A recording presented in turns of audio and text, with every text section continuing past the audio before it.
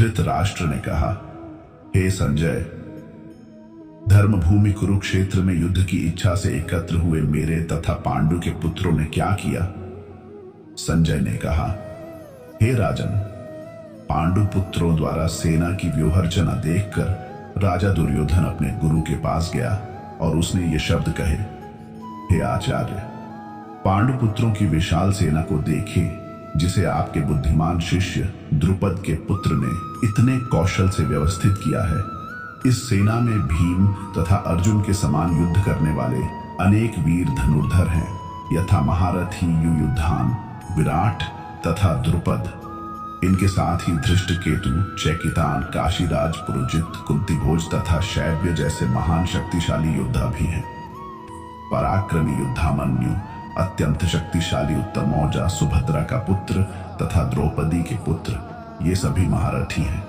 किंतु हे ब्राह्मण श्रेष्ठ, आपकी सूचना के लिए मैं अपनी सेना के उन नायकों के विषय में बताना चाहूंगा जो मेरी सेना को संचालित करने में विशेष रूप से निपुण हैं। मेरी सेना में स्वयं आप, भीष्म, कर्ण, कृपाचार्य, अश्वत्थामा, विकर्ण तथा सोमदत्त का पुत्र भूरिश्रवा आदि हैं, जो युद्ध में सदैव विजयी रहे हैं। ऐसे अन्य वीर भी हैं जो मेरे लिए अपना जीवन त्याग करने के लिए उद्यत हैं। वे विविध प्रकार के हथियारों से सुसज्जित हैं और युद्ध विद्या में निपुण हैं। हमारी शक्ति अपरिमेय है और हम सब पितामह द्वारा भलीभांति संरक्षित हैं, जबकि पांडवों की शक्ति भीम द्वारा भलीभांति संरक्षित होकर भी सीमित है। अतएव सैन्य व्यूह में अपने अपने मोर्चों पर खड़े रहकर आप सभी भीष्म पितामह को पूरी सहायता दें।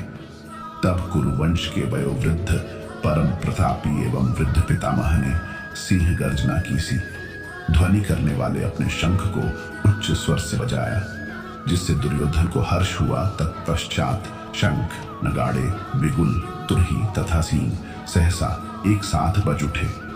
वह संवेद स्वर अत्यंत कोलाहलपूर्ण था।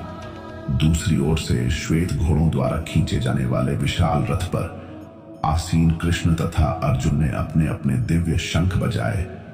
भगवान कृष्ण ने अपना पांचजन्य शंख बजाया, अर्जुन ने देवदत्त शंख तथा अतिभोजी एवं अतिमानवीय कार्य करने वाले भीम ने पौंड्र नामक शंख बजाया। हे राजन, कुंती पुत्र राजा युधिष्ठिर ने अपना अनंत विजय नामक शंख बजाया तथा नकुल और सहदेव ने सुघोष एवं मणिपुष्पक शंख बजाए। महान धनुर्धर काशीराज, परम योद्धा शिखंडी, धृष्टद्युम्न, विराट, अजेय सात्यकी, द्रुपद, द्रौपदी के पुत्र तथा सुभद्रा के महाबाहु पुत्र आदि सबों में अपने अपने शंख बजाए। इन विभिन्न शंखों की ध्वनि कोलाहलपूर्ण बन गई, जो आकाश तथा पृथ्वी को शब्दायमान करती हुई धृतराष्ट्र के पुत्रों के हृदयों को विदीर्ण करने लगी। मैं हनुमान से अंकित ध्वजा लगे रथ पर आसीन पांडुपुत्र अर्जुन अपना धनुष उठाकर तीर चलाने के लिए उद्यत हुआ। हे राजन, धृतराष्ट्र के पुत्रों को व्यूह में खड़ा देखकर अर्जुन ने श्री कृष्ण से ये विन कहे। अर्जुन ने कहा, हे अच्युत, कृपा करके मेरा रथ दोनों सेनाओं के बीच में ले चले, जिससे मैं यहां युद्ध की अभिलाषा रखने वालों को और शस्त्रों की इस महान परीक्षा में जिनसे मुझे संघर्ष करना है, उन्हें देख सकूं। मुझे उन लोगों को देखने दीजिए जो यहाँ पर धृतराष्ट्र के दुर्बुद्धि पुत्र दुर्योधन को प्रसन्न करने की इच्छा से लड़ने के लिए आए हुए हैं। संजय ने कहा, हे भरतवंशी, अर्जुन द्वारा इस प्रकार संबोधित किए जाने पर भगवान कृष्ण ने दोनों दलों के बीच में उस उत्तम रथ को लाकर खड़ा कर दिया।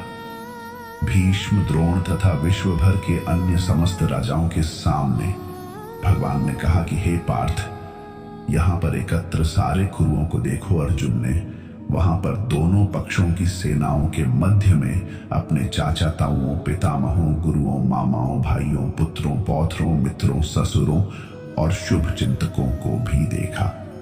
जब कुंती पुत्र अर्जुन ने मित्रों तथा संबंधियों की इन विभिन्न श्रेणियों को देखा तो वह करुणा से अभिभूत हो गया और इस प्रकार बोला।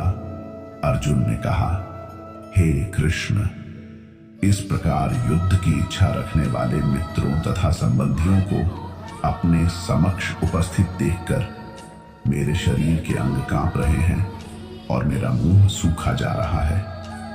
मेरा सारा शरीर कांप रहा है, मेरे रोंगटे खड़े हो रहे हैं, मेरा गांडीव धनुष मेरे हाथ से सरक रहा है और मेरी त्वचा जल रही है।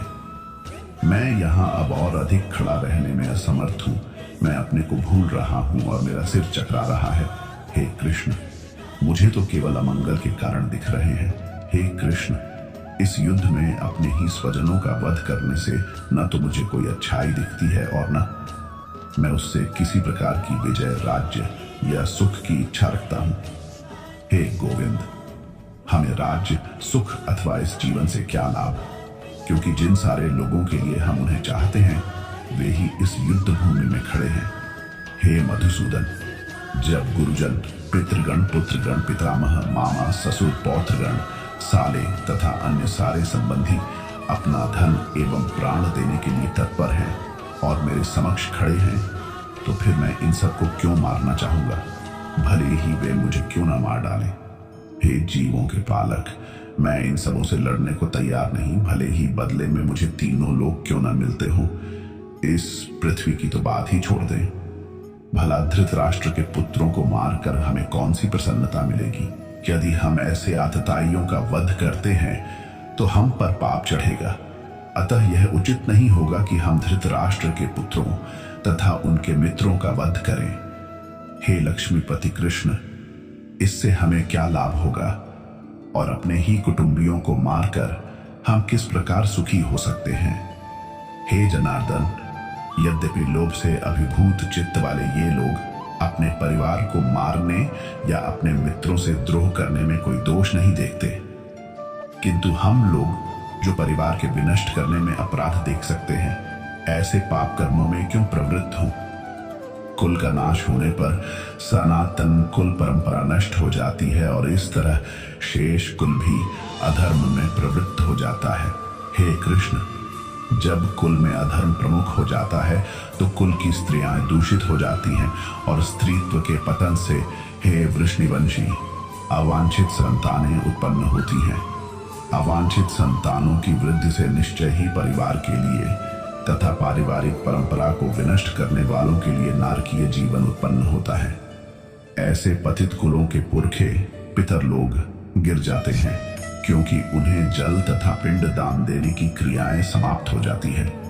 जो लोग कुल परंपरा को विनष्ट करते हैं और इस तरह अवांछित संतानों को जन्म देते हैं, उनके दुष्कर्मों से समस्त प्रकार की सामुदायिक योजनाएं तथा पारिवारिक कल्याण कार्य विनष्ट हो जाते हैं।